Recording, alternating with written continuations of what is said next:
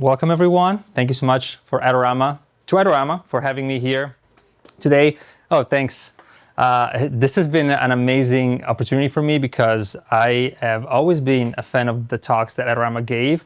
I was fortunate enough to be a BTS filmmaker sometimes for events that Adorama held, and so being here on this side of the aisle, it's pretty awesome, and thank you so much everyone, Fernando, Seth, Sal, everyone who was involved in having me here. Now, the reason why I'm here is because I made a movie, a feature documentary, using this camera and a couple of other cameras and a multitude of other cameras, but primarily this camera.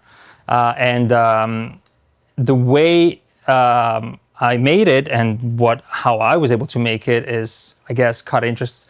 It was interesting for me, and so I'm going to share with everyone my tools and how I got it to make it happen. So first of all, who I am. Been in the industry for over 14 years. Worked primarily in Italy first, and then moved to the US in 2014 and did a lot of work in the US, from very small productions to very big productions. And then in 2020, I established my own production company. We focus primarily on corporate videos, on the commercials, content creation for events and stuff like that. So that's pretty much my background. And when 2019 happened, I was doing a for-hire project.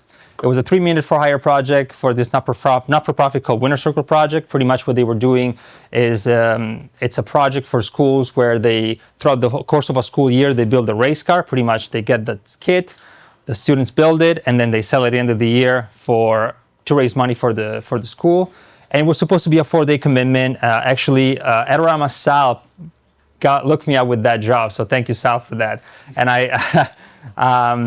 And I pretty much, what I did was, day 3 comes, it was like March of 2020, some people might remember that month, and I did the 3rd day of the 4th, and I looked at the executive producer of the not-for-profit, and I was like, we need to turn this into a more longer, complicated story. And so that's what we did, and it was the day before COVID happened. And so I said, you know what, it's not going to happen. It's probably not going to be another couple of years until we make it happen. And then cut to 3 weeks later, he calls me and says, we're going to try to keep doing it for 2020. And we're going to, if we have to, incorporate COVID in the story, which it is what's going to happen. And that's what happened in the movie. So I'm just going to play for you the trailer for the film, and then we can talk about it. So I just want to give you an idea of what the story is. 2 high schools, 50 students, building 2 cars, like real race cars. I was raised around race cars, and when I found out my school was building one, then I was like, okay, yeah, I want to do that. I'm hoping to break out of my shell a little bit. I just don't talk to people much. I'm very quiet. I've done a lot of big things. This is definitely the biggest, and it's during this crazy time. If you're building a race car, that's pretty amazing stuff. Just an overwhelming bunch of emotions right now because of what's about to happen. The car is a very challenging thing to build. To do this in a year, you got to have it the first day of school in September and run like the wind. Do you think they're going to shut down for the... Standard closes. What would we do? What are we going to do with our students? What are we going to do with the car? Starting on Monday, we have to be able to test 20% of our student body and faculty and staff in order to stay open. We don't have any protocol. We don't have the personnel to do it. We don't even have a pamphlet on what's going on with it. You really haven't done much. If you're not doing your job, then please be quiet. Yeah, I'm just gonna go before I say something. There were times where we were low, there was times when we were tired. Kind of the groups colliding a little bit. It's a bunch of teenagers, like it's gonna happen. Don't look at the camera. Thanks, Reagan. If you work hard, it pays off. It's just a matter of getting there. How you carry yourself, how you treat other people, those are really your resumes. Respect is everything. To be able to affect other people's lives is probably the biggest blessing I've ever had in my life. It has to work. Motivational speeches have to work. It's a machine. You got this. I believe in you. You just don't quit on people, man. You just get on them and you stay on them, right? It's about a car, but it's not about a car. They start to get a better sense of who they are and what they want to become. Who are you? Well, who do you want to be? 2-hour long And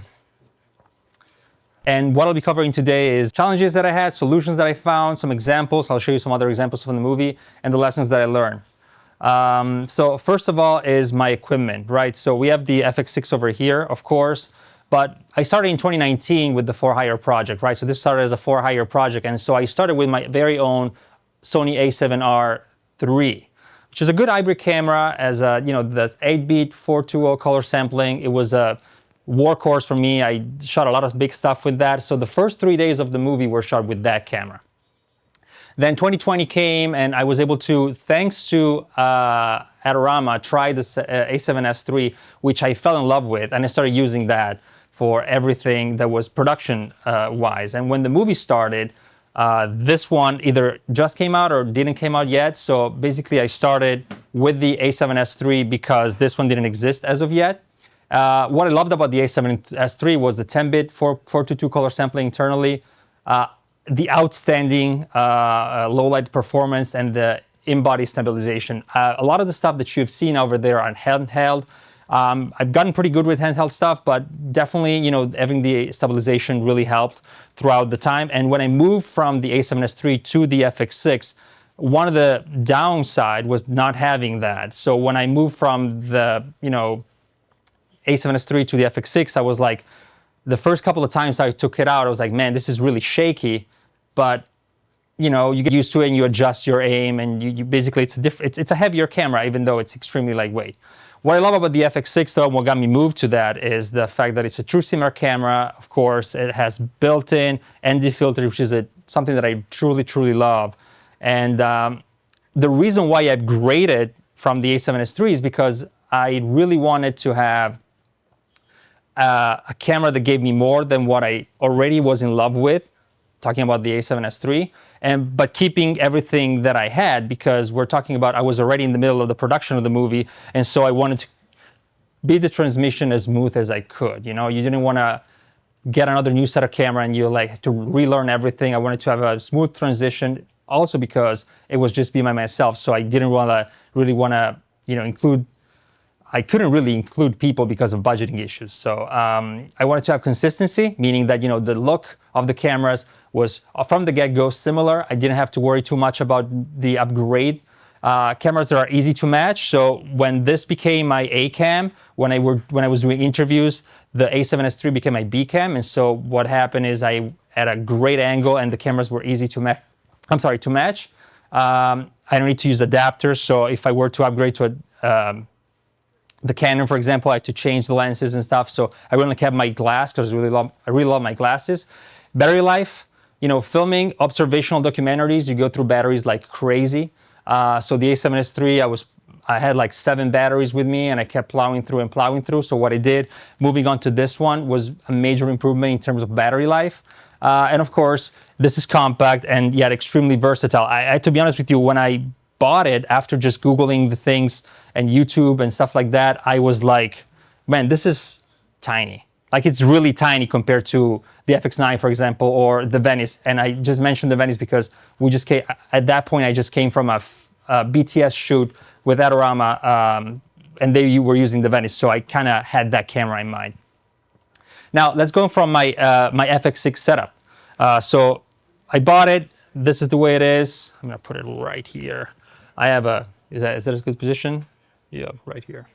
So what I have is, I have the base camera. I started with the V-mount batteries. Oh, all right. Started with V-mount batteries, but then because I really want to keep it lightweight, and I tried a couple of days with the BP batteries, and they did a great job for me right from the get-go. So I was like, why do I need to have heavy weights and, you know, on the back of the camera? Let's just keep the BP batteries as long as they last. And so I never went back to V-mount, at least for this project. I have a Tilta camera cage on top of it. You know, it allows me to attach things. I have an Atomos Ninja V Plus that I bought because when I bought it, I was like, it's one of those things where that you purchase. Let me give you an example. I bought an electric guitar 3 months after my first kid was born, thinking I'm gonna use it all the time. And then I realized after a weekend that I played it, you have a kid, you're never gonna use it. So my guitar is right there. And that's the same thing for the Ninja V Plus that I bought.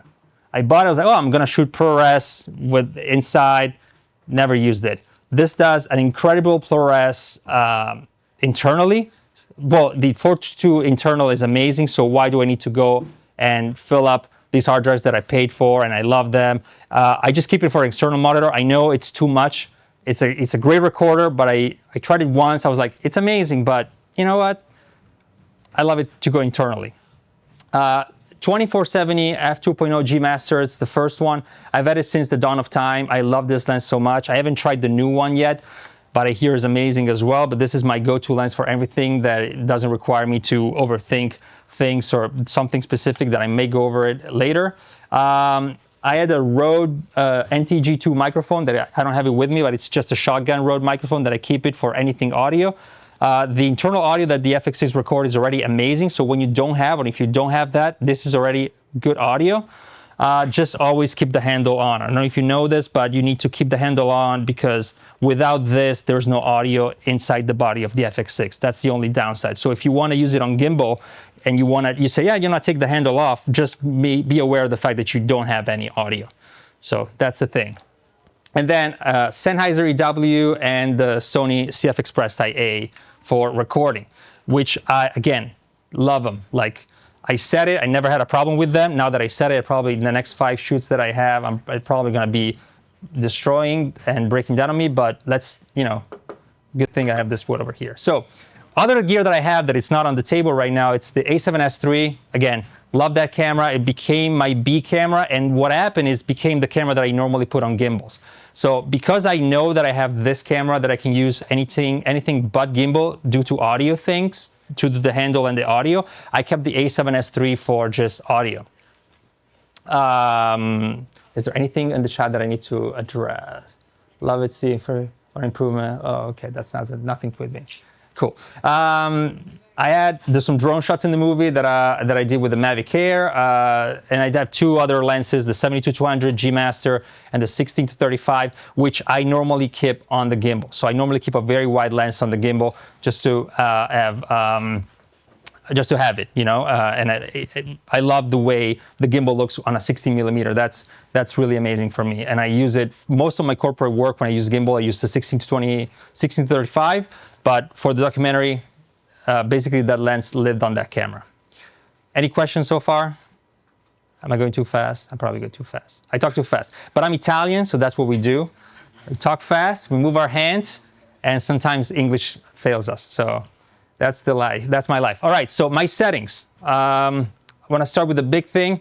I didn't use S-Log 3, which is a major thing. People on YouTube rave about the capacity of the S-Log 3, and I'm sure it's amazing, and I'm sure it was lovely, but you need to think of the fact that S-Log 3 for me would have meant an incredible amount of work in post-production. I'm gonna go over what post-production was, but how much weight can the gimbal take? Well, my gimbal, this one doesn't live on the gimbal, for sure. I normally put the A7S III on my gimbal. When I do the gimbal with this, I normally stripped it down to just the FX6, the lens, which is, again, normally either the 2470 or the 16-35, and no microphone, no Ninja, and no handle over here. This is a bayonet handle, so you take this off, and basically it's much simpler. Again, and I put, just for weight, I put a smaller battery, just for that, so it takes some of the weight away. But yeah, this big setup doesn't live on the gimbal. I do this with handheld, and I think because of the way it was such a big setup, I normally what happens is that's why I struggled at first with weight, because it's such a big setup, and it was a major move from the A7S III, which is a smaller camera, to this one with everything attached to it. So that's probably why I struggled a little bit. I hope I answered that question, Big Easy. I wish I had some details in weight size, but I probably can type it down once I get home and weight the camera and the settings. Now, going to the S-Log3, of course, incredible dynamic range. Sony's S-Log3 is amazing. I've used it multiple times for corporate works and commercial works, anything that it's extremely polished. But I knew from the get-go that this documentary was not going to be an extremely polished kind of scenario. I was going to be doing a lot of filming, and a lot of filming for the story versus filming for the visuals. And so I wanted to have...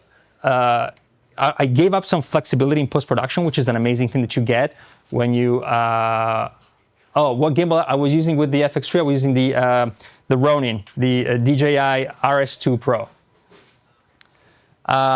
When it comes to, again, color grading, it's incredible what you get with the S-Log3, but I knew I didn't have the time to do all the color grading. And then flat and desaturated, of course, the S-Log3 gives you that flat look, which might be tricky, and I get there in a minute. The S-Cinetone, you get a natural and filmic look. Basically, it's a burnt-in profile on the file, and what it is that you get what, according to Sony, it's a Venice-like look directly into the camera, which is pretty amazing.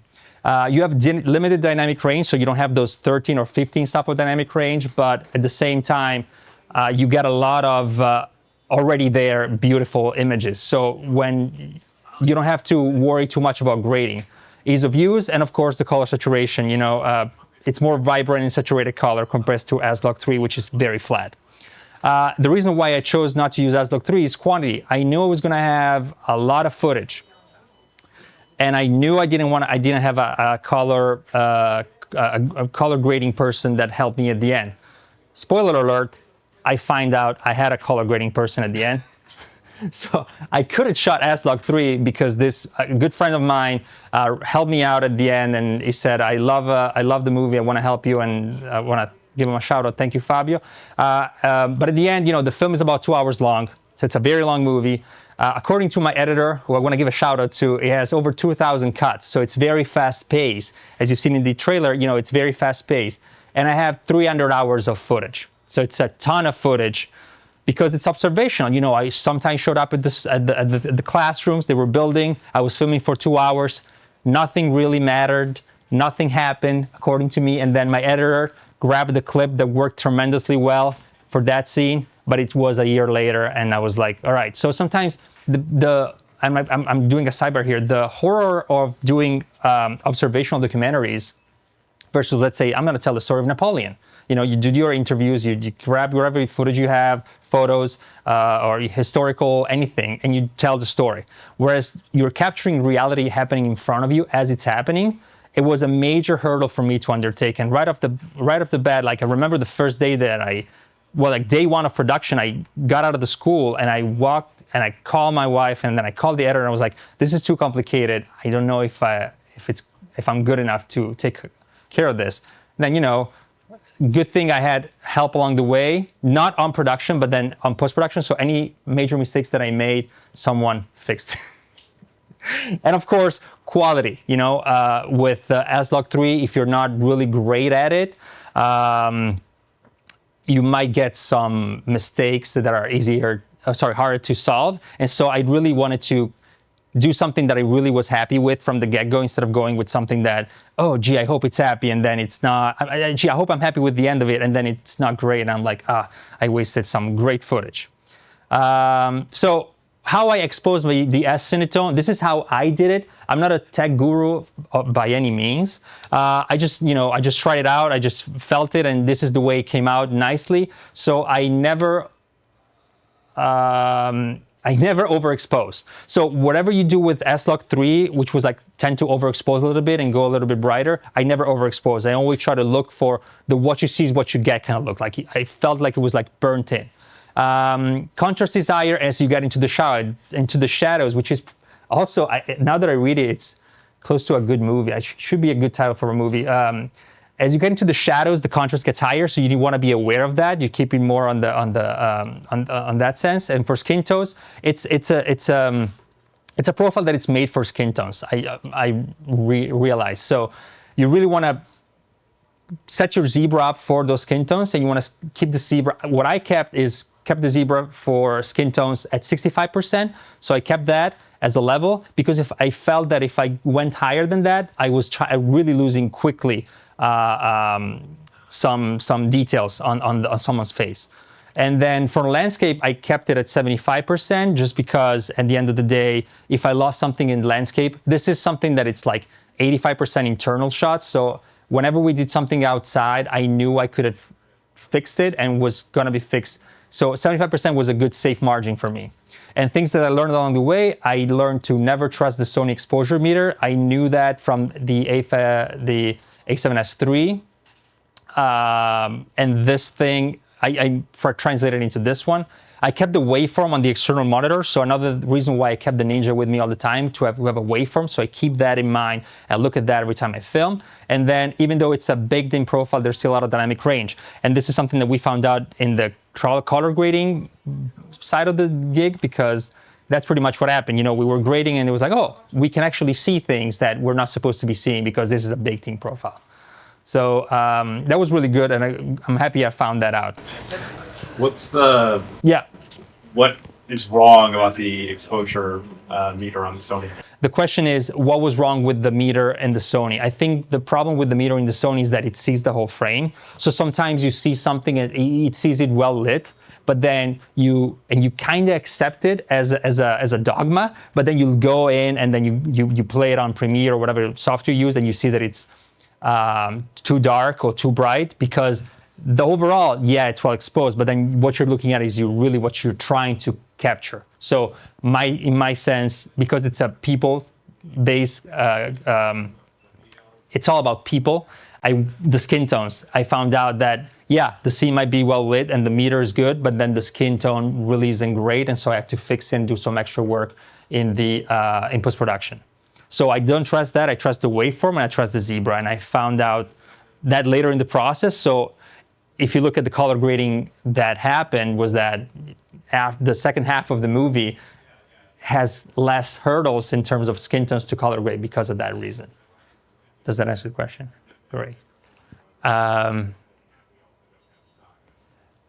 exposure on my Atomos over in the back. Yeah, I think the Atomos gives you a great exposure. I love the fact that whatever I see in the Atomos was great. Like, what I'm saying is, you know, the reason why I went to Ninja V5 Plus is because I thought I was gonna record everything inside here, but I love it to death because of the fact that I could read whatever I see here is actually what I'm getting, and it's super bright. So whenever I was filming outside, I was seeing everything. And I never missed the viewfinder, you know, which all people say, oh, you need to have a viewfinder. I never missed it because of the fact that the Atomos is so bright. So Brad McMillan, I'm with you on that. So customizable buttons about the FX6. Now, one thing that I love about this is that I could customize a lot of the stuff. The FX3 has the same opportunities, but the FX6, to me, it's the one that gives me the most. Now, over here, and you can see it, I'm gonna go all around them. So over here, I kept the S and Q because there's sometimes where I really wanted to do slow motion, and so by clicking on this, I could easily move to S and Q. Boom, I have my slow motion, it's right there, it's set up. I just need to adjust a little bit the exposure, but then that's it. And then if I click it again, it goes back to whatever it was before. Number two, I put the ATW, so the auto white. Again, professional universe, they don't like auto white, but you need to think of the fact that I was by myself and I had to chase people around and I didn't know what's gonna happen. So whenever I was trying to find out how to do things and I needed to get a shot done because something was happening in front of me and I needed to capture it, and I didn't know if it was well exposed, I went with the auto white so that I knew that at least that was taken care of. I know it's not something that you hear a lot, but you know, it is what it is. 3 is peaking, so you know, you make sure that the focus is good. I check the peaking all the time, especially because when I would do interviews, my cameras are unmanned because I have to do it by myself. So I can't just sit behind the camera and check everything. So check the peaking right away and then have the tracking do the thing. On 4, I do the focus magnifier. Oh, you want to put it, wait. Focus magnifier over here. Sorry, Seth. Focus magnifier is it comes with it. Basically, you magnify the focus, not too much. It comes exactly with the camera. And then On 5, I had the direct menu, which allows you to control directly what's happening in the viewfinder. So that's pretty again, standard. It comes with. It's actually written direct menu. So I kind of felt horrible to change it because the camera is telling me what is it. So I'm like, it would be like problematic. So number 6, which is the button hidden right here. Oh wait, like right here. Whoa, right here. So we need to figure that out. All right, next time will be better. But this one, there's a button hidden over here. It's number 6. I find auto is so much better than it used to be. Yeah, so again, but there's a stigma against auto white balance. Like they're like, oh, you don't do that. But I'm like, depends. Like, it's there for a reason. And if you have to do it because you can just stay there and fix everything, change everything while something's happening in front of you that's really important, go with auto white, and then at least that's taken care of. Again, if you're by yourself, auto white, especially with these cameras, it's not gonna betray you. So let me just go back to the number 6. So it's a button that is hidden right here, and you push it with your middle finger. It's base ISO. Now, as you know, the FX6 has base ISO, which is like for S-Log3 is 800 and 12,800. For S-Cinetone is 320 and 5,000, I think. So it's a little lower in terms of ISO. You can switch easily between the two. That's really good for me because, you follow a student or a teacher that is walking from outside of the building to inside, you toggle and boom, you're switching to a base ISO that it's lower. You don't have to stay there and do like manual things all the time. So, and that happened a lot. Like I had a lot of times that I were walking to the school, walking from a room to room that a completely different light. So the number 6 is one of my favorite ones. Number 7, what happens is, right here, number 7 is above the handle. Number 7 is face autofocus, so you can it tracks but it finds the face. So basically you or eye detection, so you can select it, and that's what happens. And then on 8, you touch operation. You toggle the touch. There's a type over there. Touch operations on your monitor, which is again really good, especially if you're using it, because I use that a lot. The touch operations. And by the way, get a screen protector for this one because all your fingers, they ruin it. So get a screen protector and you won't regret it. It's like $8, so must have. And then on number 9, which is right here, I have the volume for my headphones. I don't want to have to go into the menu and adjust the volume for my headphones. I don't do that very often, but when I do interviews, I need to adjust the volume. I just click on this one and I'll just do it. So that's pretty much what my settings were for this. And again, this is me. I didn't go into the room the first day walking in with this setup. So it's something that I learned along the way. Like it was a need-based process for me. So what do I need? What do I need to happen fast? What do I need to happen right away? And so that's how I came with this conclusion, which I don't know. It's solid. Let's say it's solid. Okay, we're good over here. All right, I'm gonna show you another clip from the movie, just so you have an idea that you know some of the behind the scenes of what happened, and then we can talk a little bit more. All right, so this clip is actually the moment where right before COVID hit, and we were talking about introducing the project to the viewers. Was always something that I wanted to do. I went to the races with my father from a very young age. I think this sport has a tendency through osmosis to make you effectively have it part of your blood. Listen, there's science, there's technology, there's engineering, arts, and math all in race car driving, right? Everyone has their role. Everyone has their skill set. Everyone has their transcendent talent that they can bring to the table. What if we built a program around that and had students come up and be able to experience that? And we were talking about this at a restaurant somewhere. I can't remember where, but it was like, yeah, that sounds like a great idea. How are we gonna make that happen? Pies is like, well, let me figure it out. This name just kept popping up. Factory 5, Factory 5. Factory 5 is the best in these kit cars. So sure enough, I just started calling every day. They'd heard about the Dyson Foundation being behind me, and I went to go meet with the CEO, Dave Smith, and I pitched the whole idea to him as well. My brother and I started Factory 5 in 1995. We wanted to build custom cars. What we found over the years was that the best way to build a car is with someone else. Everyone who builds these cars puts their heart and soul into it. It's their personal pride. And then when they're all done with this beautiful car, they call it a Factory 5. Well, they built half the car. I didn't build the car. I had this strong calling, a feeling of if people could just understand or see what I saw, they will come. It was like build it and they will come, almost on some Field of Dreams stuff. You know what I mean? I put together a team of really interested individuals, came together and said, let's figure out the pieces that we need in order for this program to be successful. And then we can have like our sponsors, so we have like Dyson on there, Factory 5 going down the side of it. It was still a long way to go, but Candor had exceeded our expectations to this point. So much so that there was the interest of another school, Waverly Central High School. So we invited them to this beautiful event in March at the Danby Gallery. 411 extra periods these students put in outside of regular time because they had the opportunity to show everybody what they could do. You can't just want it. You have to build it. And that's what's actually exciting. I said, do you think we'll do it in time? He's like, I've never built one before, but let's try it. And I think that that's a lesson. Sometimes the task looks bigger than what it is. Kept digging away, and now we're at this stage. And that's what's happening at Candor, and that's what I want to happen everywhere.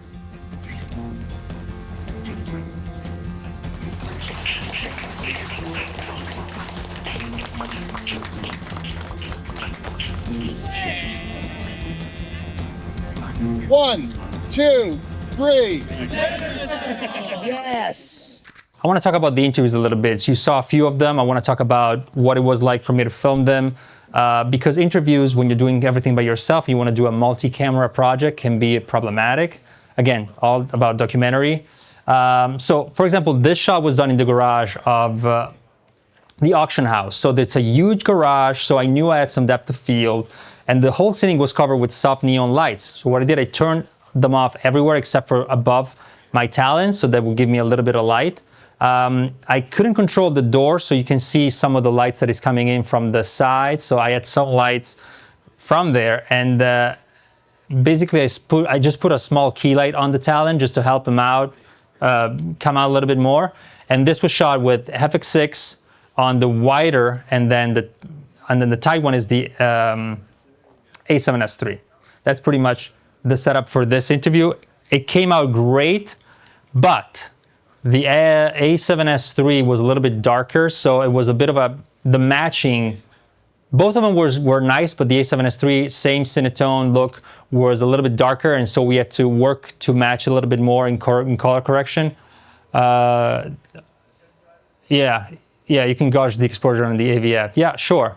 That's one way to do it. Absolutely.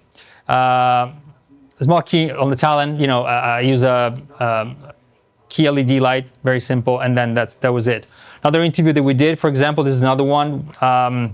During school hours, it was more complicated to find locations. So think about that. It was COVID. The school was very complicated to get in, and I really have to thank the administration to let me be there the whole time. But it was hard to find rooms to use, and I really want to kept it close to the building side. I didn't want to be like an empty right room. So I kept it on the fabrication. There was this fabrication class, primarily used fabrication class and the auditorium. So for the first one, which is the fabrication class, I was only able to use it for certain hours.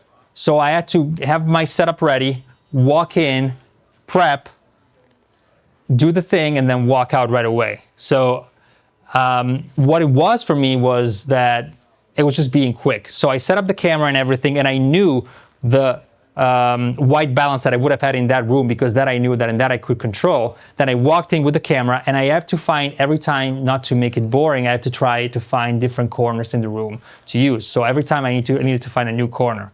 And so I film, I set up everything. Camera A and camera B were my two cameras. Over here I have camera A, the FX6, and camera B is the A7S III.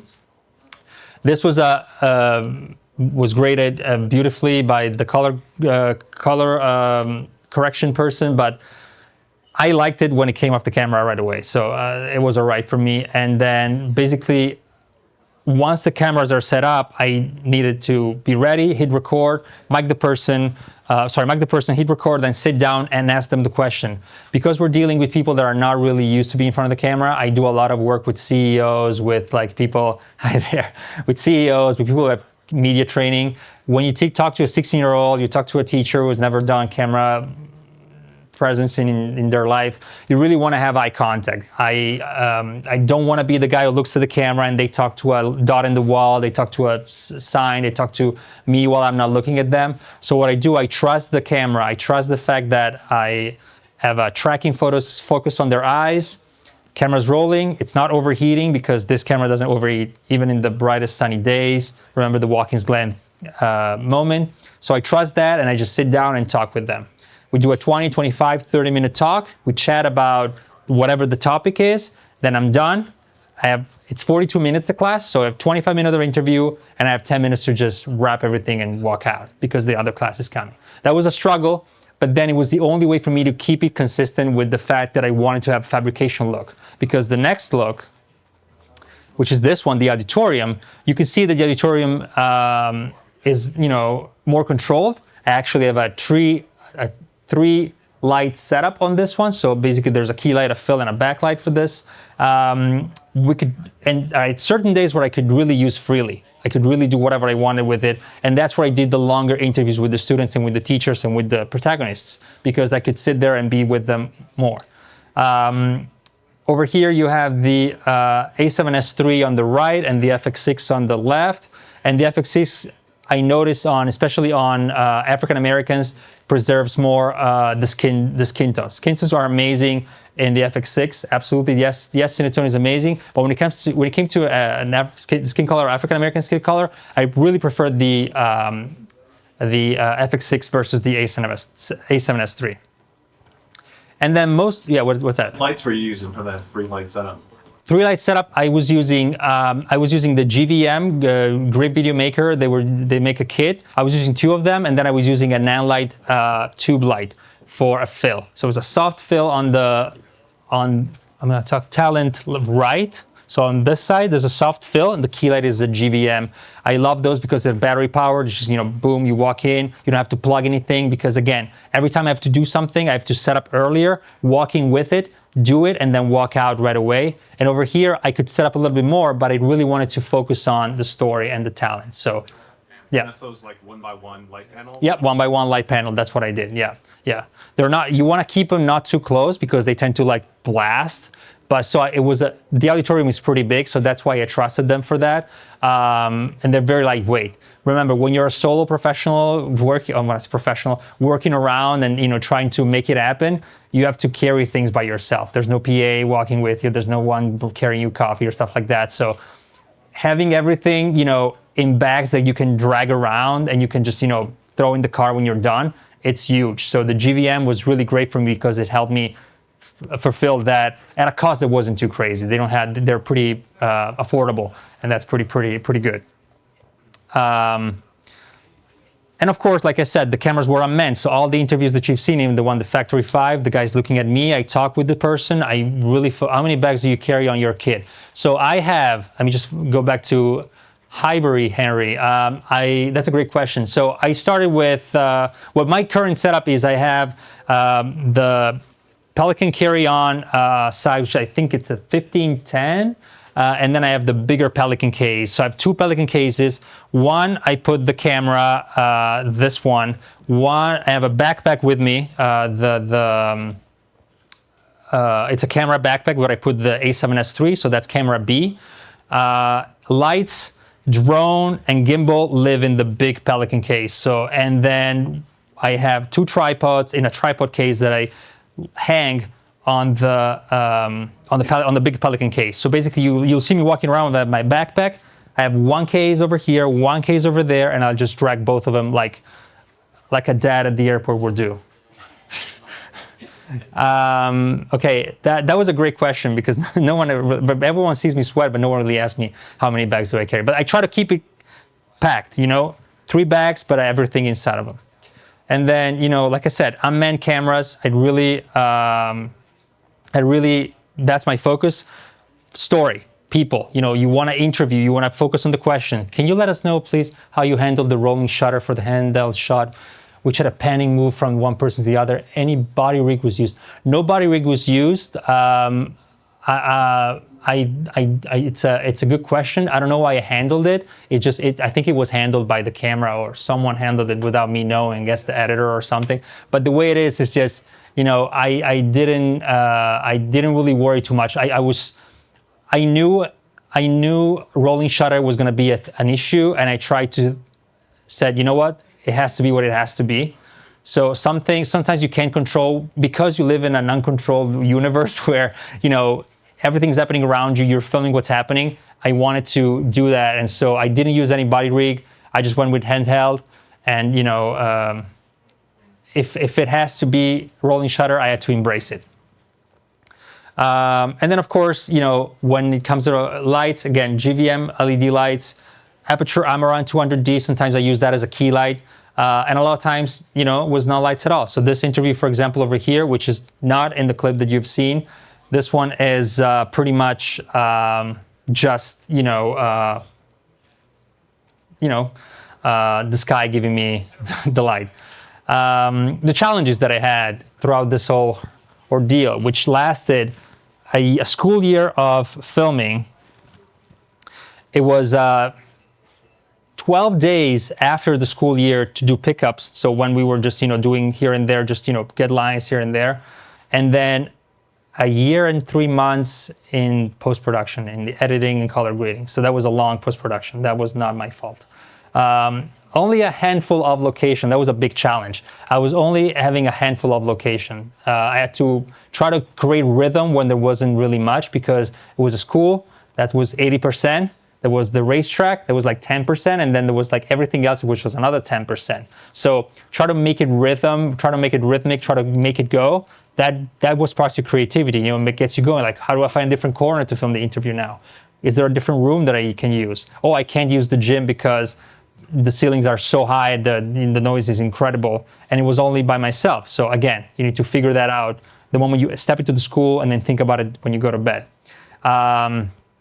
I had a lack of true pre-production screening for the protagonist, which is really, really a good problem to have, but it was a problem. So basically, I walked to the school, first day of school, and I had to interview everyone who was in the project to figure out who could be a good protagonist, because I didn't know who was going to be in the project until I walked into the school, first day of production. So I had to do 50 interviews of like 20, 25 minutes each, just to get a sense of the person. So who are you? What's your favorite, you know, music style? What is, like, get to know you, like those kind of things. And that goes for faculty, staff, you know, students, teachers, anyone. Then as the project got along, so as throughout the project, you know, someone who I loved because great story might have been horrible in the project. And so why focus on this person if their contribution to the project wasn't that great? So that was me trying to overcome another problem. So I had to pretty much, what I love about this movie is it's extremely meritocratic. So whoever is in the movie is because they worked a lot and they were great as interviewees, and their story was amazing. So I didn't make any decision. It was just, it was there. It was just, you know, the way the story flew and everything worked. It's just the way it happened. So there was no decision based on my personal taste as to, oh, I prefer this person, I didn't prefer this person. It was just based on what worked better and how they worked more on the project. I had a massive volume of footage, a ton of footage, like drives over drives over drives, and my editor is in Italy. So I have to fly to hand them the hard drives and then try to get proxies here and there, because I trust my editor more than anyone in the world when it comes to this kind of stuff. So I didn't want to hand it to someone else. So I had to really, I was like, you need to do this, but you need to do it now. So he had to basically, you know, he had some personal stuff and so he, you know, he was really, really kind and helped me a lot. And I couldn't thank him enough. I had audio issues throughout, you know. When you mic the person yourself, you don't have a boom person, you don't have an audio guy that you say, you know what, you take care of it. I don't have that. So I had to mic the person, then wear the headphones while I do the interview, and then pray that this person doesn't move, or that his tie doesn't create a scratch or something like that.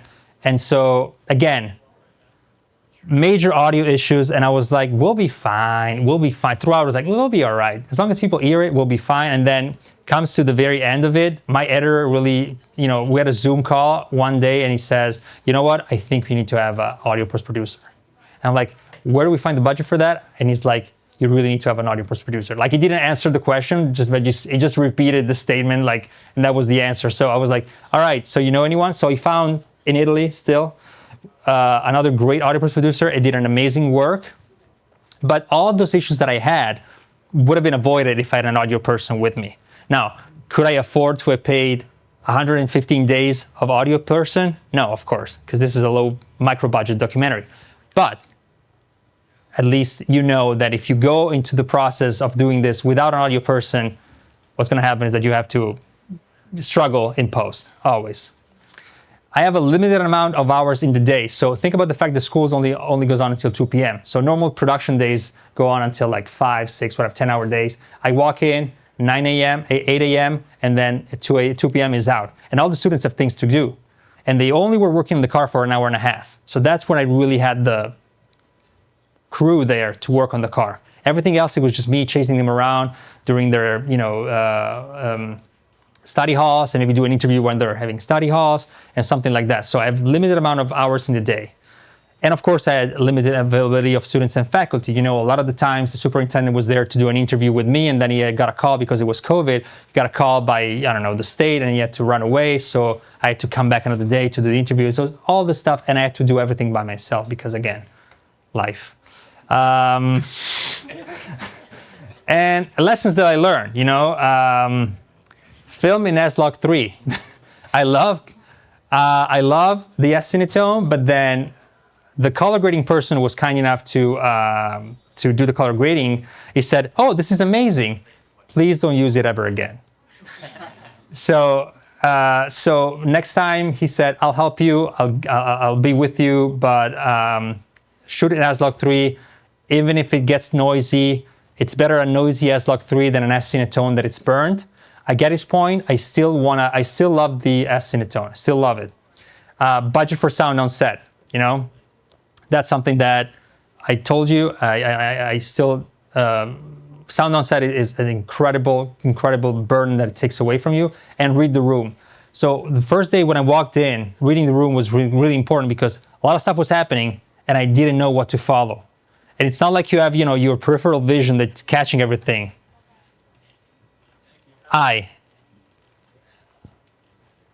That's the question. XAVCI. So your peripheral vision goes everywhere, so you can feel things happening around you, but the camera only points at one thing. So reading the room was something that I learned along the way. Understanding what was about to happen. Where do I need to look with the camera? Not just accept whatever's happening in front of me, but just read the room and see and try to anticipate what's going to happen with camera, which is extremely hard to do, and I only found out, I think, at day 55 out of 100, so it took a little bit of time. But that was pretty much it. Thank you. If you have any questions, I'm here. Yes? Given all the footage you had to shoot, what resolution did you shoot in? Everything was 4K. Oh, given all the footage that I have, what was the resolution? Everything was 4K, but that was a good question. I'm going to answer Highbury Henry in a second. But the problem was that when I was not around, I had the AV team from the school filming some of the stuff that was happening. It was a tremendous help for me, but they were filming with prosumer cameras, like the regular prosumer cameras that school budgets can afford. So I had a lot of footage of that I had to implement with my footage. And it's funny because when you see the movie, you feel that there's a difference, but you accept it again when the overall edits. But I filmed 4K, they filmed 1080p. They had a DJI Osmo, which was like the usual, like very, very tiny. So it was a whole different, no one loves that. But that thing, yeah. I carried it everywhere. Yeah, the students had that same thing, filming around, and it was good because it's stabilized, so they don't have to worry too much about stuff. It's wide angle, so wherever they were pointing, something they were getting. So when it comes to editing, we had, and I'll get to that, we had the prosumer cameras, the A7R III, which was the very first camera that I used, A7S III, FX6, GoPro, DJI Osmo, and then the drone. So it's a 7. They're called the Pocket now. Pocket, yeah, whatever. I think it was the Osmo, whatever. But so 7 different types of cameras that were used, and I think some of them shot with the phone with the students. So iPhone, throw some iPhone in there, but yeah, whatever works. Yeah, but my stuff, all 4K. What is your go-to equipment for sound, boom, lavalier, or both? So I have a boom. I have a boom pole. I don't remember the name of the pole, but I attached the shotgun that I have. So the Sennheiser that I have as a shotgun, I attached to that when I use the boom pole. There's a rig that I use for boom. So I have a stand, a boom pole adapter, the pole, and then the shotgun goes on top of the face of the person. That wasn't used in the movie because, again, I had to walk in and out of the room really fast, and I really didn't have the time to do all the setups, so I went with just the lav. Lavalier-wise, I started with the Rode lavaliers, which are okay. The moment I moved on the Sennheiser, I was like, this is another planet. So Sennheiser is definitely my go-to lavalier now. And whenever I can, other production, always use both. Both is the way to do it because something doesn't work on one, you have the other one. But if if you're by yourself, you're running against the clock, I'll keep the lavalier. Other questions? We're good? All right. Thanks, man. Thank you so much. Thanks, everyone. Okay. Hello, everyone. I'm Sal D'Alia. I'm the senior video producer here at Adorama. I've been working here for 10 years.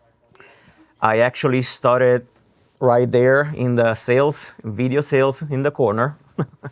And then little by little, I built kind of like, the department and actually the content department that creates, all the videos on Adorama TV. Now we are, 3 people actually working in the video production here at the company, plus social media and other people working at Adorama. But everything started right there in that corner with an iMac and a shelf and a dream, yeah. And now here we are. In 2015, I actually started, I pitched an idea here at Adorama because we were only doing video reviews, and those kind of videos. And I was kind of like, why not do actual original content? Why not do documentary, something that builds community? And of course, those were the years where kind of like Instagram was on the rise, was becoming, bigger and bigger.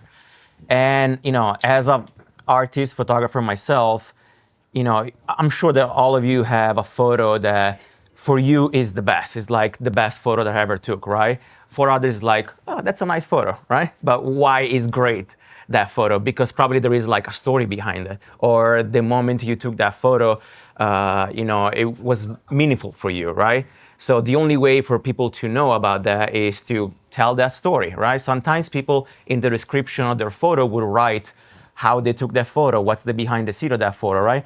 But after they don't, because photographers especially, they're shy, most of them, right? They don't want to be in front of the camera like me right now. But they have to do it, right? It's actually useful to tell your story and to let people in even more into your creative process and all that stuff. So that's when I had the idea, as a filmmaker, why don't I do, and I work for Adorama, it's a camera store, why don't I actually tell the stories of the people behind Instagram's account, right? So everybody, follow this person that has 1 million followers, but we don't know much about them. At that time, there was no stories, so there was no way for the photographers to kind of tell their own stories besides the photos. So that's when I decided, okay, you know what, I'm gonna go meet these people and shoot like a short documentary of their life and their creative process and how they do it, right? This was 2015. So of course I started with like zero budget and it was only New York, so only photographers here in New York. And that was a hit. It went incredibly well. The community responded very well. People wanted more. People wanted to see, to know more about stories, and especially not just New York. They wanted to know stories about people everywhere in the country and the rest of the world, right? And that's, 2015. Season 1, New York. 2016, Season 2, the US. And I started traveling around. I went to Hong Kong, Japan, Cuba, Europe. So, this series gave me the opportunity to meet some of the best photographers, online in the world, travel, grow our community here at Adorama. And now we are here today, in our event space with a nice big channel with a lot of great content, a lot of great, contributors working for Adorama. So that's, it's an important piece, not just for Beam, but I guess also for the content team here at Adorama and YouTube. And Friday is season 8. So Through the Lens took kind of like a break because of the pandemic. So the last season was actually right before the pandemic. So it took kind of like a break for a while. I didn't even know if I wanted to kind of like keep going in a way. But during the pandemic, especially with the rise of kind of like, the Web3, NFTs and AI, 3D arts, like all that, I felt kind of like the need of telling more stories of, artists and creative people. Because everything is changing, especially our job, filmmaker, photographers, everything is changing. So are we adapting? Are we just giving up? Those are kind of like the question that I also ask to all the people that are featured in this new season. And that's why I think it's important. That's why I call it Into the Future. And it's why it's different from the others, right? So let's start with a presentation. So as I just told you, Through the Lens, now we have 110 videos on Adorama TV that you can watch. So 110 episodes, 105 artists, 105 photographers, filmmakers, artists. I'm pretty sure that if you never watched the show, you can probably find someone that you follow already on Instagram that you liked maybe for years, and you can actually get to know them a little bit about their story, their life, and sometimes for real, you get to know people and appreciate their art so more. Everything changes, right? Because even a photo of a landscape can take so many different meanings if you know that that person is a cancer survivor, right? So maybe was doing a different job before, then after he's surviving cancer, says you know what, I'm gonna spend the rest of my life just traveling and shooting beautiful landscape because that's what I really wanna do and that's what gives meaning to my life. So then you look at their at their photo in a different way because you know their story, right? So that kind of the meaning behind Through the Lens. So now, yes, you see season 8, Into the Future. We also shot 2 special seasons, I call it, Through the Lens Cuba and Through the Lens Nigeria. Cuba, we actually brought 6 photographers, pretty big photographers in the community. We brought them to Cuba to kind of get to know the country more besides what we all know through, online or to press or to other stuff. So the way that we visited Cuba or with local people and through the eyes of the photographers, I think gives a different perspective of the country. And then Through the Lens Nigeria. In the time that I decided to stop doing Through the Lens, one of the fans of the show from Nigeria asked me why can't you come to Nigeria? Right? So I would love to. There's no budget and Nigeria is not, very close. So I would love to do that. And he decided to kind of pitch me a pilot of, copying kind of the style of the show. And I liked it so much. So I asked for a little bit of budget. He says you know what, you shoot it. You give me 5 episodes, and that's it. Through the Lens Nigeria, I didn't shoot it. It was actually a very young filmmaker that, from Nigeria that submit all the episodes, and I'm very proud of kind of that we did that as well. And that's actually, for anybody that is watching, wherever you are in the world, if you want to do something like that, please send, your pilot or your ideas, and maybe we'll make it happen. I can't come, I can't be sure, but if the budget is doable, we'll make it happen. Okay, so this is season 8, Into the Future. So I had to pick, based on budget and time, different artists and people that kind of balanced out the story that I wanted to tell this season. So it's a mix of photographer, 3D artists, filmmakers, photographers that do AI, and more traditional photographers that do self-portraits with creativity, right? So it's a mix of different people. Maybe you know some of them already, or maybe you probably know their work, even though you don't know their story.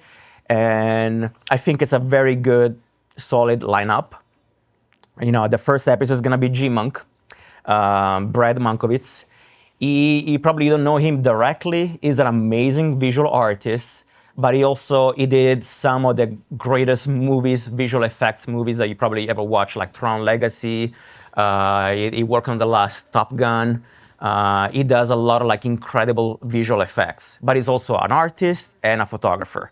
So he's a genius. He's a genius. Like, even like the interview with him was 40 minutes of like crazy amount of ideas that I had to kind of like compress in 7 minutes of episode. So it's gonna be a very good, solid first episode.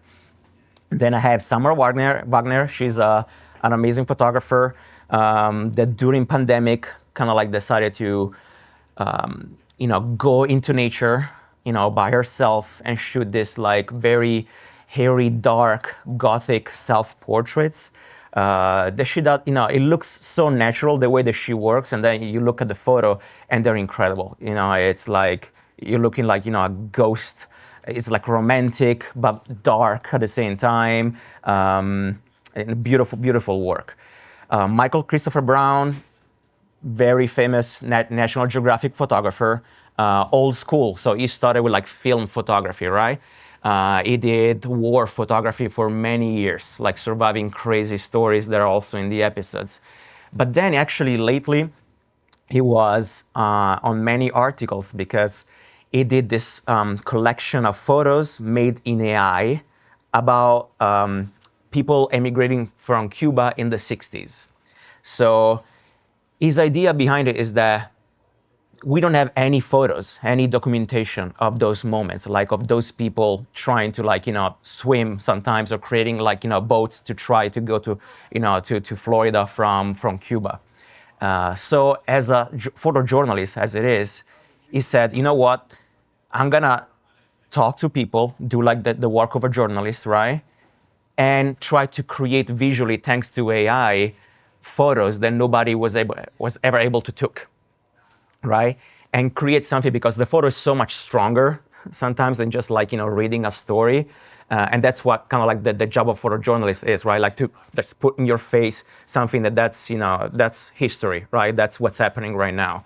So he did that thing with this, the stories of these people from Cuba. And of course, it was very, there was a lot of speculation around it, and people were like, that's not real photography, that's fake, that's AI, which is true. And he said it, like in the episodes we talk about that. Like that's kind of like an artist, like a painter, trying to make something that is personal about that story, right? It's not something that is real. He says like, this is not photography, this is AI. But it's still a very good, useful tool to tell stories that, I wasn't able to tell before, basically. So that's a very interesting episode. Gilmar, Nikon ambassador, her self-portraits are very, fantasy, colorful, and I really love, she has a great personal story, which I'm not gonna, give you any. She's in the chat. Oh, hi, Gilmar. She has a beautiful personal story that I'm not gonna, spoil anything because you have to watch the episode. But it's something that I actually also touched in the past that I think it's beautiful. It's when photography becomes, it's also for mental health. It's also like something that can save your life, right? So I met people before that had, similar story. I'm not gonna go into details right now, but you're gonna watch the episode. But it's beautiful I think to know when photography goes behind just like being a pretty photo, right? It's something that it's like, it's deep and it's beautiful. Euphoria, Canadian 3D artist, amazing 3D artist. He did a lot of stuff with like famous DJ and music. But I really love his work, not just for the colors and the 3D art, but also because he used like motion capture. So in the episode, you will see him actually putting like the suit and then kind of like, moving his 3D object to do actually animation, like actually animates his 3D characters, which is, I think it's very fun to learn. And it's gonna be, in my opinion, the future for many, like, for both video and photography. It's gonna change a lot of things in visual arts. Last one, Nikola Kristic is a very famous filmmaker, videographer. Even though he's very young, he actually has an account on Instagram called Filmmakers that has like millions of followers. Probably a bunch of you who follow that account. He's very famous. And he shoots beautiful video. And fun fact about this episode, I couldn't go to Italy, where he's based, to shoot this episode. So I had a mentee of mine, a young filmmaker that studied here at NYU, also Italian, to go to Italy and shoot for me. And he called me a couple of days ago telling me that he won an Oscar. He won an Oscar for his short documentary with NYU. So like literally like that episode is shot by Oscar award winner. True story. Okay. Before moving on in how I actually made the series, how I organize it, how the whole creative process work, I want to show you the trailer of this season, so you kind of like get a little bit of idea of the content that is in this season. Here we go.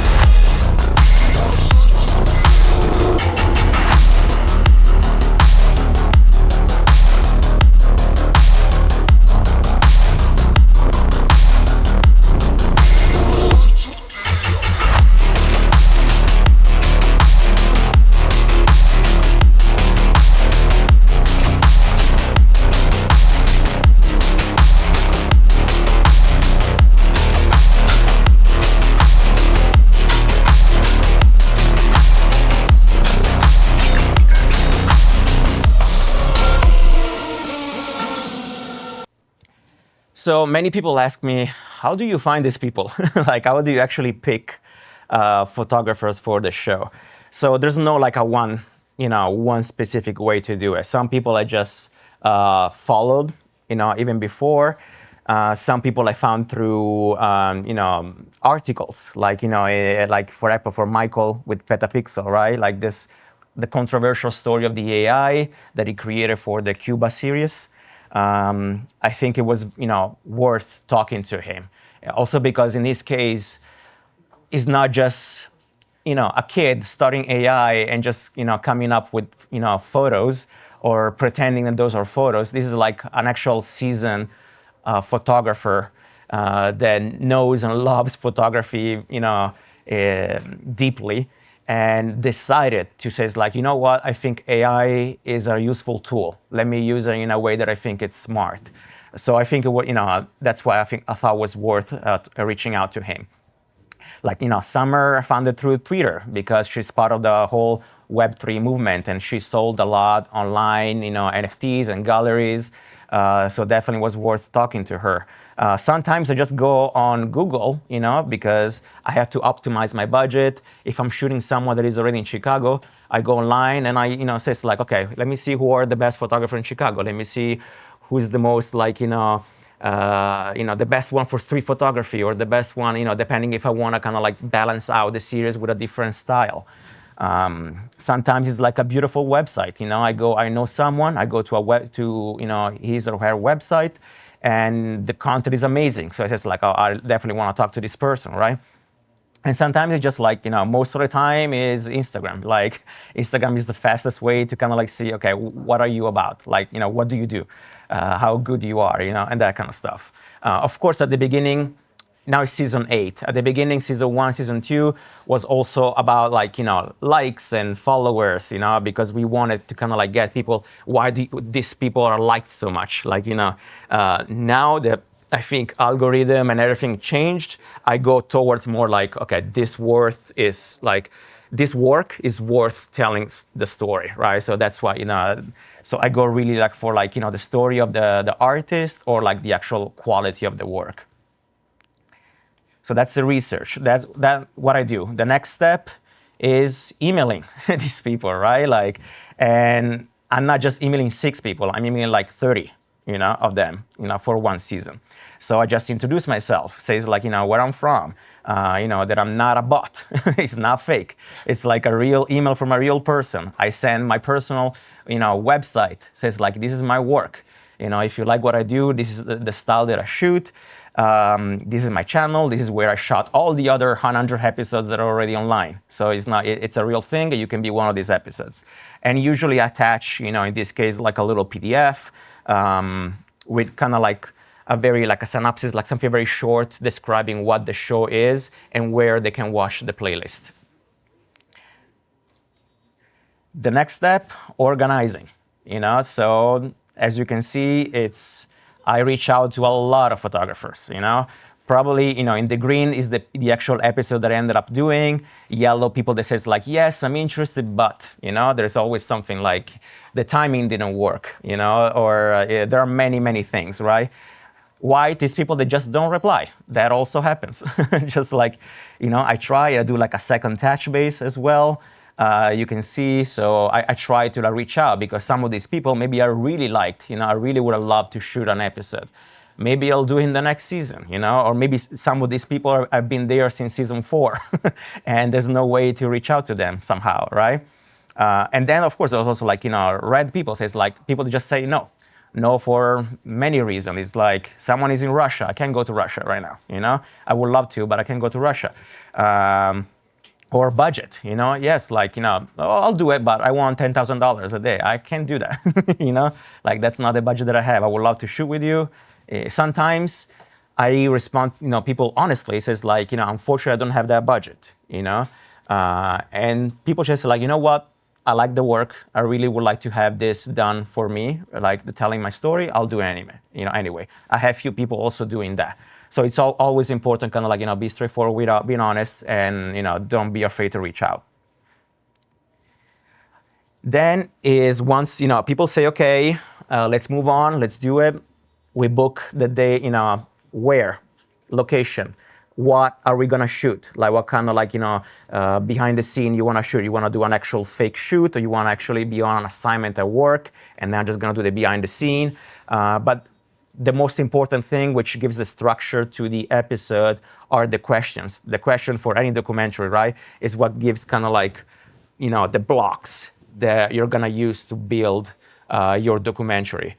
So I send the same question to all the photographers or artists, and then I say, once we are, during the interview, once we are together, I'm gonna improvise and add few questions based on you, based on your particular style or other stuff like that. But these questions are usually what I ask all of them, and the structure is gonna be the same. And these questions are not random, like even the order, there is an idea behind. So most artists, as I just said, they don't like to be in front of the camera. They're not, they don't want to talk, especially when they feel the camera, even if they're talking to you and not straight to camera, they feel the camera. So they're not natural, right? And that affects, the interview and what they say a lot. And I know it because I'm one of those people, right?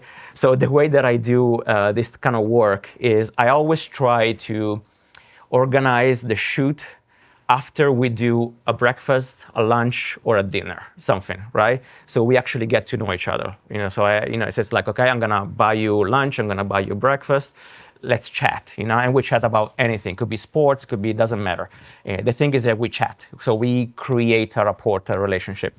And after that, once we actually sit down with the interview, there is already a little, warmth. It's kind of like, okay, we talked about it, and this is not live, right? So we can stop, cut, and redo something. So it's not an issue. And the way that I start in the question, you can see, is like, introduce yourself. Where are you from? Tell me about like, your city, where you were born, that kind of stuff. Because those are like relaxing question, because if you ask me where I'm from, that's easy. Even if I have a camera and I don't like to be in front of the camera, I'm gonna start talking about like, my family and, that I'm Italian, I'm Sicilian, and I could can talk about Sicily for like the next 2 hours, no problem, right? So people are, more comfortable talking about that kind of things.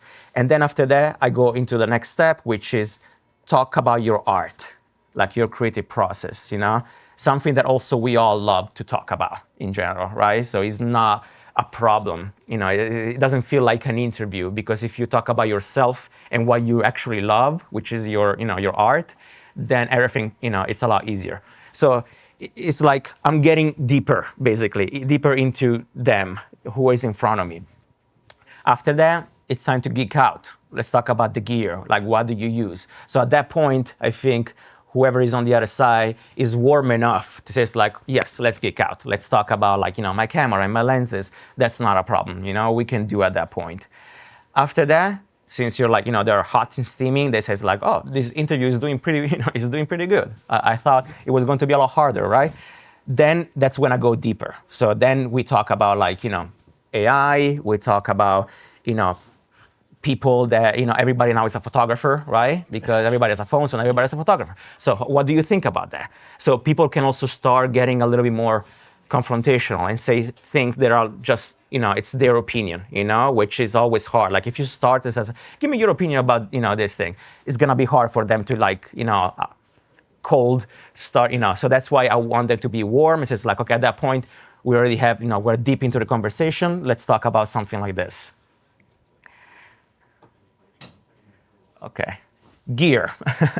So here are two photos of an article that we did for 42 West, our Adorama blog, in 2016 for season 2. And next is a photo that I posted a few months ago a few months ago for a job that I did also for Adorama, but that's basically kind of like the same backpack that I use for Through the Lens. You can see that many things are very similar, actually. So the way that I work, it's all run and gun, one-man crew, backpack, right? I don't go around with trolley bag. I don't even check in. Like I actually want to bring everything with me on the plane, wherever I go. So for me, always like lightweight, the highest quality that I can get, but that it's lightweight, it can fit in the backpack. That's what I want to do. And that's why even though I have the access to RE, Red, and all like, the high-end cinema camera, I always actually went for like something that is smaller, so mirrorless in this case. I'm a Sony user, so I go for like, Sony camera. The Alpha 7S 3 is my go-to. And because it gives me like the highest quality, but that I can fit in my backpack, put 3 lenses, put a drone, put like tripods, and other stuff that I want to have in my backpack, basically. And that was 2016. I'm still, today is still the way to go for me, right? I just upgraded, from the first S, and now it's the S3, but it's the same kind of like setup, Some things, of course, improved, like the audio used to be, the big, transmitter receiver. Now is this little thing right here, right, for audio. Hard drives are smaller. I don't need external recorder anymore because the recording in camera, it's already like, high enough. So that's, I think, it's an important, factor of my work. Often when I show up on set, people looked at all the episodes and says like, oh, I thought it was going to be like a crew, with lights and boom and, and stuff like that. It's kind of like, no, it's always been just me with a backpack. That's what I do. Most of the time is natural light, actually. I don't, I bring with me nanolights, like small light tubes, but those are usually emergency lights. It's kind of like, okay, like this is like pitch dark. There's nothing I can do. I need a light, right? Like I will use an iPhone, honestly, if I had to, But of course, I try to get the best quality possible in the environment that I am. But at the same time, and that's actually the next slide, is adapting for me. With Through the Lens, most of the time, I don't know what weather I'm gonna get. I don't know the location often because people change their mind, which they can. It's their episode, so they can change their mind the last second. It says like, you know what? I don't like that place anymore. Let's go over there. I say, okay. I don't even think about it. It's kind of like, tell me, bring me where you want your episode to be, and I'll do the best, that I can in that position, that location. So you can see, like, these are some of the interviews that I've done in Through the Lens. There's everything from, like, Banff National Park, sub-zero temperature, to, like, the beautiful north of Italy with the Alps, and every time I don't know what I'm gonna get. So I need to have gear that can kind of, like, that is flexible enough for me to say, like, no problem, I'll make it happen. I don't have lights, or it's super noisy because we are in the streets, we'll make it happen, Like, some of the stories from this is the black and white on the top. For example, like this one right here. This was in Japan, and was Mr. 007 on Instagram.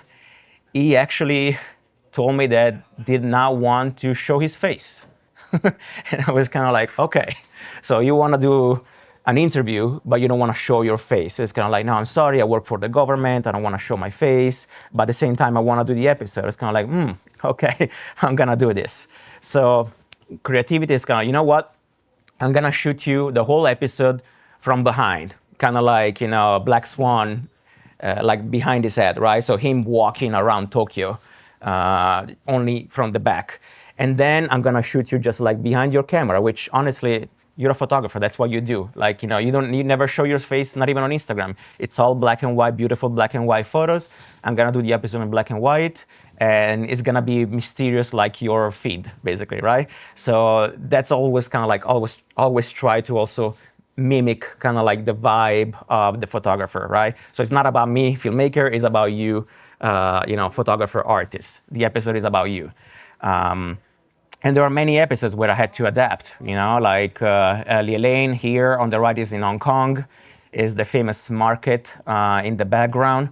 There was no way to get this shot, so the only way was to actually walk up inside a parking lot. So go to the 4th floor of the parking lot, right, and stay basically by the side of the parking lot between cars, and to actually get that background of the Hong Kong market behind her. But at the same time, okay, we got the shot, but at the same time, we're in Hong Kong. Like, it's humid, super hot, and super noisy. It's like, all the cars, it was crazy. So at that point, you had to, like, move the microphone in a different way and try to kind of like create something with the car that you're covered enough, to not be too noisy that is not, unusable, the sound. Because of course, if the sound is unusable, that's it. Like, I'm sorry, but your episode is not gonna go live, because unless I do like a music video, that's it. I need the audio, right? And those were the years where we didn't have AI, because now with AI, you can clean the background noise. So even if it's noisy, you can tell your software, clean the background, clean all the noise with one click. Like, but a few years ago when I shot that video, it was impossible. It was like, you should go to like audio editing software and, probably like, play for like 6 hours to actually clean, an audio track. It was, and even after you did that, it still wasn't good. Oh, yeah, Brad. I wish. Banff National Park, beautiful. Yeah, Brad is asking, come back to Calgary. Lunch is on me. Thank you, Brad. Banff National Park, by the way, if you've never been, is incredible. It's so beautiful. Such a beautiful park. And we went in the winter where it was very cold, so there was no one there. So yeah, Canada. Yeah, like, driving with like elk passing through. Everything is like, frozen. So you got waterfalls that are frozen. It was crazy, like very cold to shoot. So if you do it, I think I did the right move of putting hand warmers inside my gloves. So that especially when you're walking with your camera, your hands, can stay warm. So you still have feeling, so you can touch, your stuff. Yeah, no, I keep it actually, yeah. Usually it's when it's super hot, then it's super cold when you have problem with gear, most of the time. You can overheat, which is a lot, it's more common than actually being too cold for the gear to work. The problem you can have when it's too cold is a battery.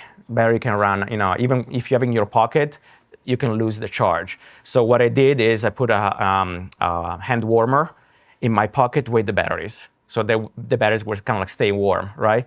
So I had that. I had like, feet warmer. I had a chest warmer. So I was fine. I was fine during the day. But when it's like super cold in Canada, you want to be ready. Question? Yes. What was the most challenging? And since you only have a backpack, did you get to some place that you needed something else? The thumbnail from Japan, the one on the top left, if it was the challenging, and also with my backpack, if there were moments where I had to bring more gear, I guess, because the backpack was not enough. Yeah. So the first is, no, actually, that was one of the most fun episodes that I ever did, because traveling to Japan, I organized the whole season in Japan. So all the episodes are shot there. So I optimized the budget. So it made sense to pay the money for the long trip, right? But then once I'm there, I optimized the budget to shoot many different episodes with Japanese artists. And in this case, he was shooting this festival that was in this Edo village, like a medieval Japanese village that is actually used for like movies. That's where they make all the movies, like the Edo movies with the samurais and stuff like that. They're shot in that village. So he was doing a festival with people over there, so shooting kind of like the behind the scene of that festival. And he says like, just come and shoot me shooting, the festival, and it's gonna be great because it's gonna look awesome. We're gonna have samurais, we're gonna have people with like, yukata, and it's gonna be very, traditional Japanese. And it worked perfectly. We showed up a few hours before the actual festival, so we had time to do the interview and to get some like, B-roll of him working. So that was not hard. But the hardest, I would say, hardest sometimes is for location, because maybe the location is like very noisy or bad lighting, and you have to make it, work no matter how. Sometimes is, I'm not gonna say who in these thumbnails, but one of the one of the photographers in these thumbnails, the interview was almost 2 hours. Not because he was, very talkative, because he just was was having a very hard time talking. It was stopping every few seconds. It was kind of like saying a sentence and interrupting half sentence, like, I don't know if I can do it, was that type of stuff. So I try all the tricks, to, make him feel comfortable and stuff like that. But it was very, very hard. So what I did in the end is 2 hours interview ended up being a 4 minutes episode.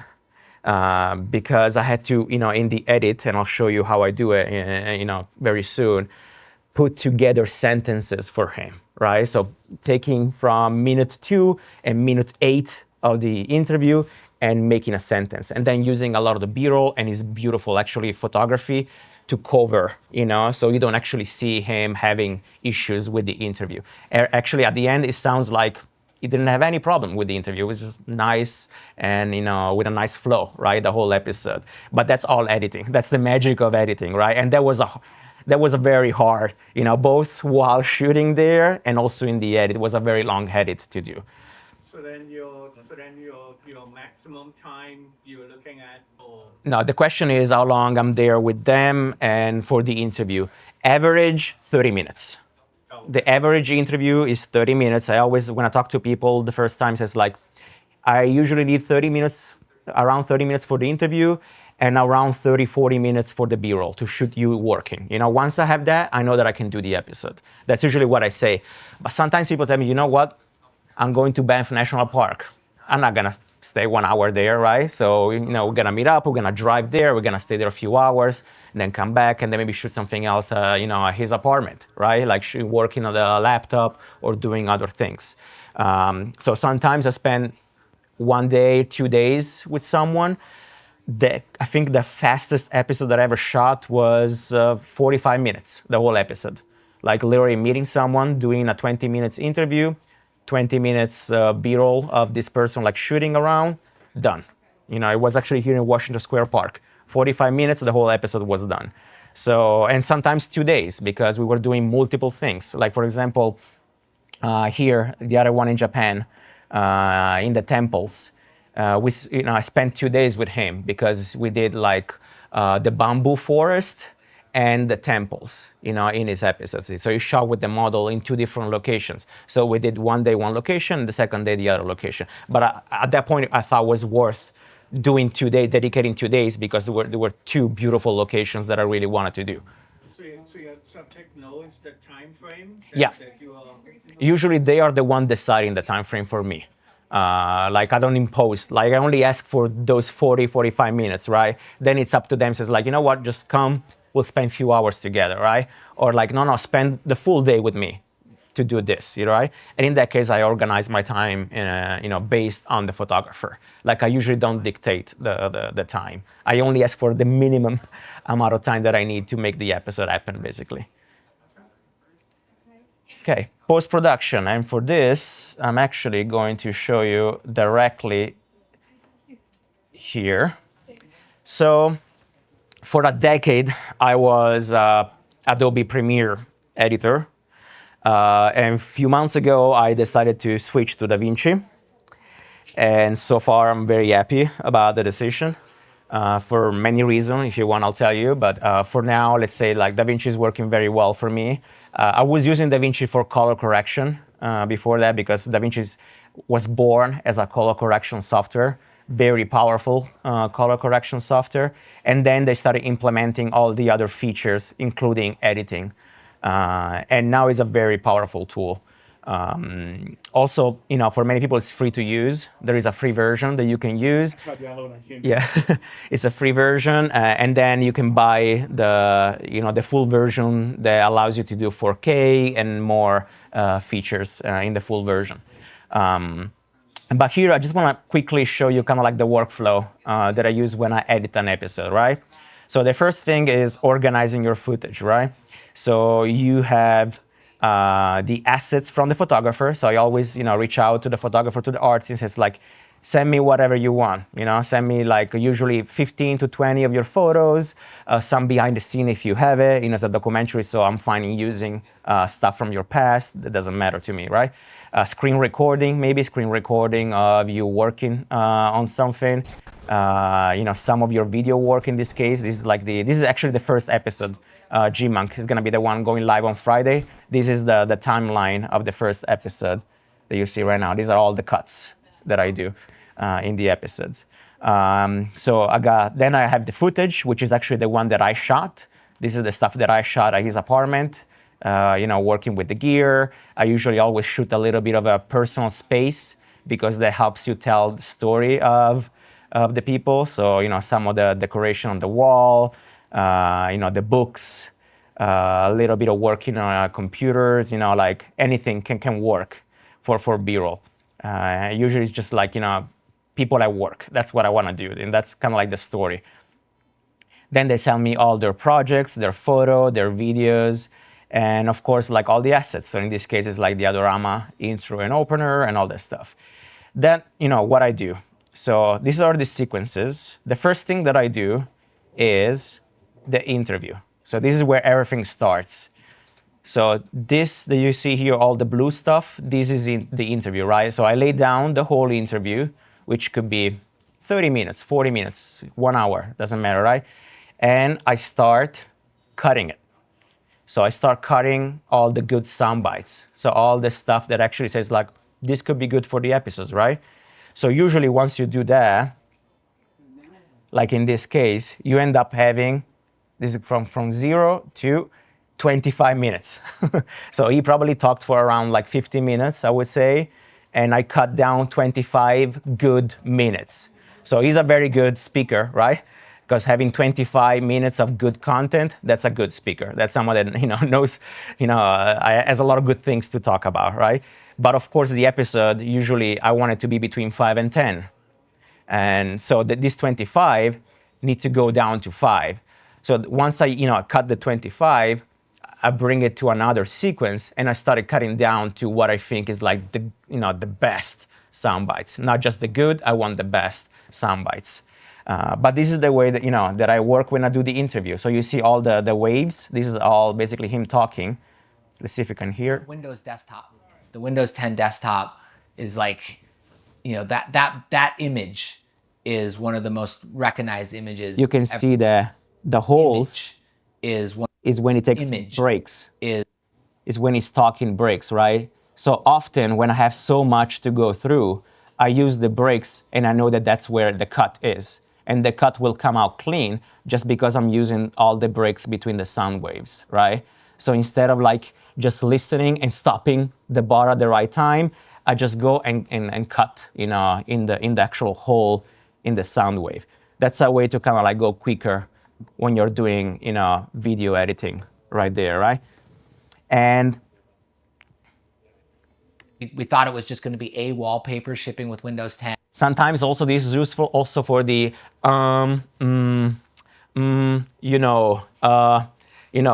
everybody does that, right? Like and some people more than others, of course, but you don't want that to be in the episode, right? You don't want people to like, I'm not sure about this, right? So a lot of the work is just cleaning up the pauses. So when you watch the episode, it sounds like a nice, cohesive, fluid, conversation, like someone doing a keynote event type of thing. So that's what I want. So once I have this, I bring everything into my edit one. So my first version of the edit. So in this case, you see all the turquoise or light blue is the interview underneath, and I cut it down to 8 minutes. So you can see here, these are the count, the timing, 8 minutes. And you see that all this like colorful stuff on the top. What is that? My second step is the B-roll. So I make a sequence just to go through all the photos, the videos that the photographer artist sent to me, right? And I select what I think looks good, what I think has like a nice motion, or it's like a good moment. And I know that those I can use in the actual episodes.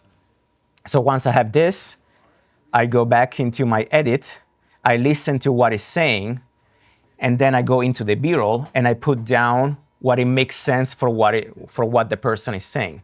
So if he's talking about, oh, I love to use lasers, let's say. I know in these episodes, it talks about like using lasers. Diopters, lenses, distortions. So I know in that case, I use footage that has lasers, and distortion and stuff like that, right? And then I go back to him a little bit for a few seconds, and then go back to his work, right? Then he talks about like, infrared and this kind of work. And you see like the colors are very useful for me because they tell me exactly, even without zooming in into a clip, they tell me what it is. So I know the yellows are all it's his work. The blues are all the stuff that I shot at his apartment. The other color is his interview. So even when I want to move stuff around, I know exactly what it is, even if I'm zoom out like now. So I don't need to like go back in. I can just go back out and just move stuff around because I know exactly what they are. And sometimes it's useful because maybe in the edit you leave few frames here, from something, and if it's a different color, you will see it. It says like, oh, what happened here? Let me clean it up, right? This, by the way, is like the Tron stuff that he did. I told you before. In a like feature film called Tron Legacy. Type of stuff that he did. That was back in 2010, and it was, motion design was kind of at its height, in terms of its explosion. It was. Okay. Then once everything is done, I put, let's say, edit 2. Everything is done, so I had to add all the graphics. I did all the Adorama TV stuff. I make it nice and ready for YouTube. And then I go to the export and export it, Another thing that we've been doing for the last few years, I would say, is vertical. So I also have a timeline for vertical cuts. So you see here, I had to do the whole episode. I do vertical cuts. Now because it's a different computer, it's doing this weird thing with the bars. It doesn't matter, but I basically go and cut like teasers and trailers, and I take the best sound bites that we use for YouTube Shorts and TikTok and all the other stuff. And I do vertical cuts of each episodes. This is something that, if you do video for clients, often now you have to do that as well. It's not just the actual video, you gotta do all the social cuts. And this is something that I do here as well. Okay, and with that said, we are at the end of the presentation. So thank you. I'm gonna open it to questions if you have. I did not actually follow the chat. Sorry guys online. But while I'm on this, I'm gonna put some B-roll in the background. Season 8. Okay, this is actually all B-roll from the new season. And yes, questions. So then, looking at this, it seems as though you have to be disciplined when you do the post-production work. And how disciplined you've been doing this for quite a while. So that discipline has come and perfected over that period of time.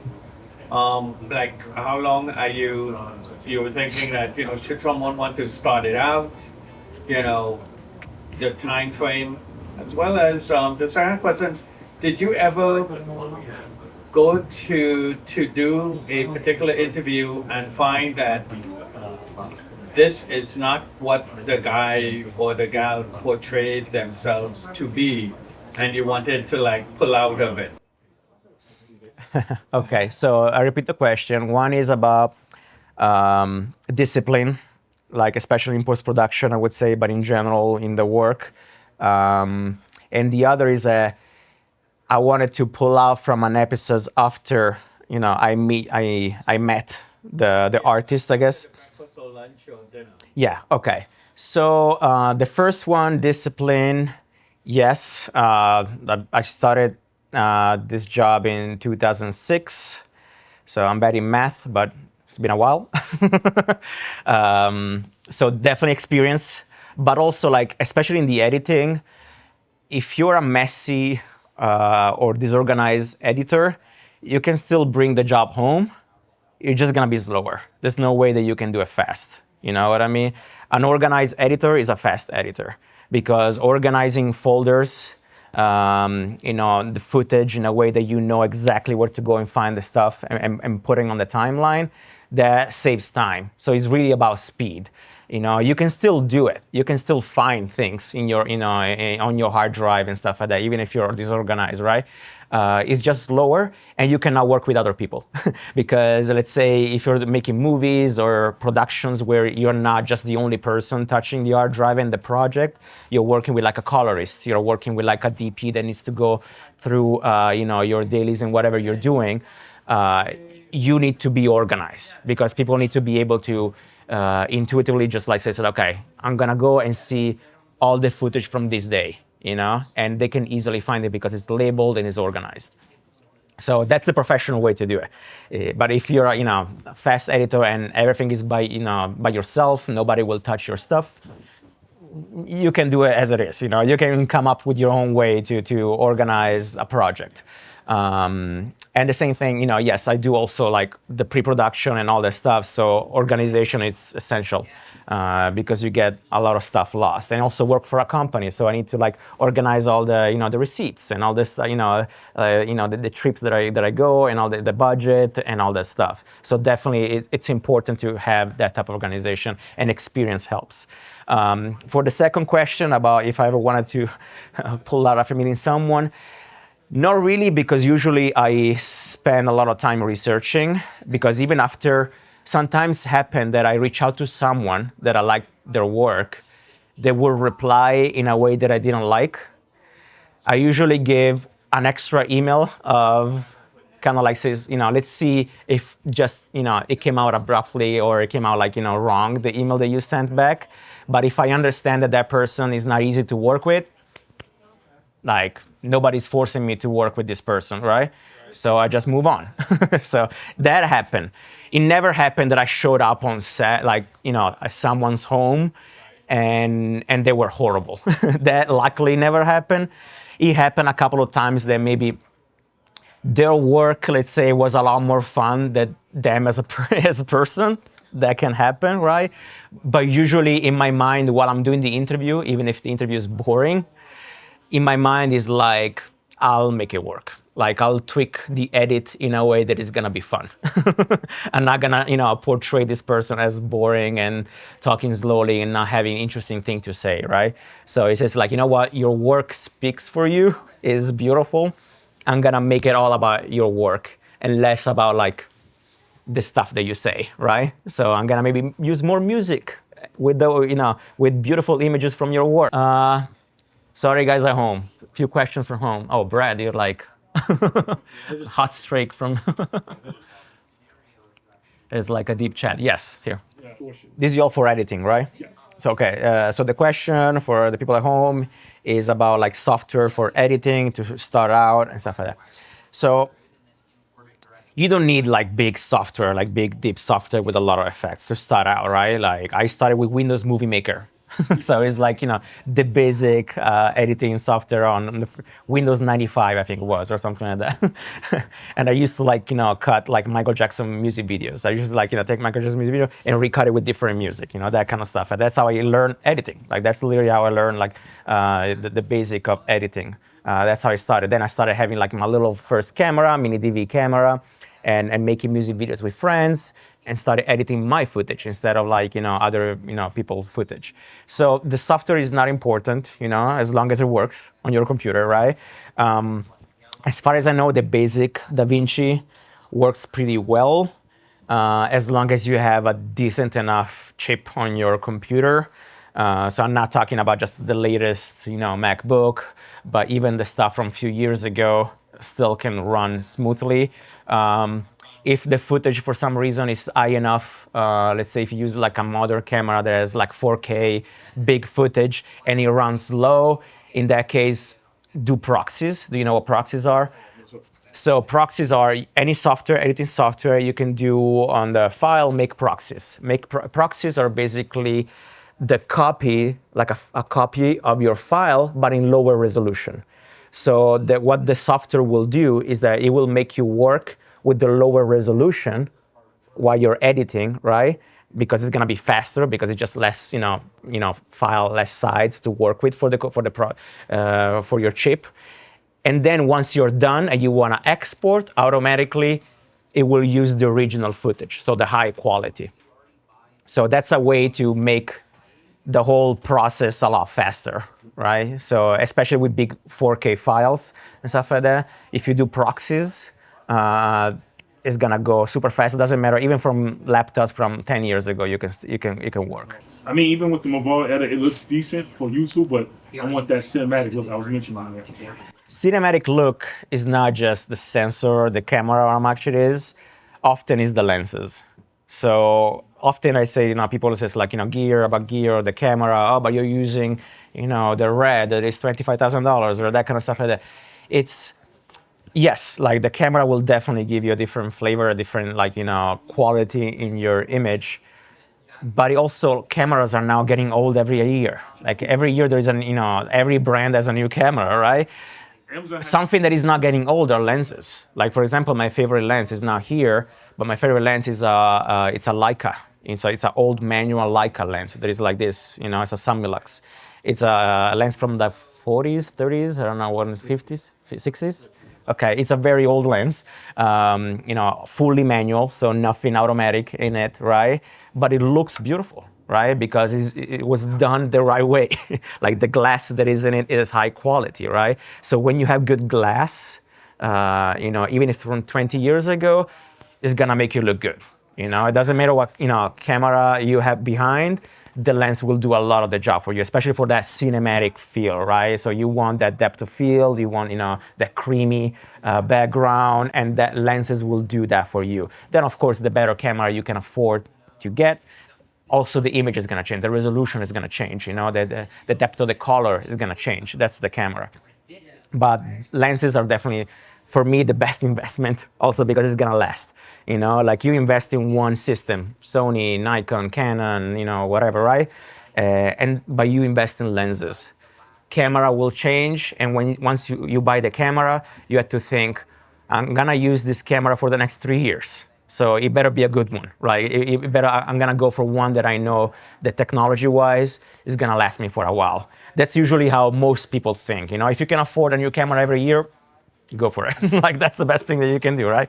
But if you cannot, like most people in general, like I did for a long time, I say it's like, okay, this camera that is coming out, I see the specs, I want it, and I know that I'm gonna have it for 3-4 years, and it's gonna get paid by, you know, my clients because I'm gonna use it for work and all this stuff. So it's an investment that makes sense to me. That's the way that, you know. Thank you so much for watching. If you want more of this, reach out on my social media. Don't ask Adorama for more of these workshops because I don't like to do this. That's okay. But, you know, thank you so much. You know, have a good night for East Coast and everybody else, I don't know. Okay. Good night and good luck.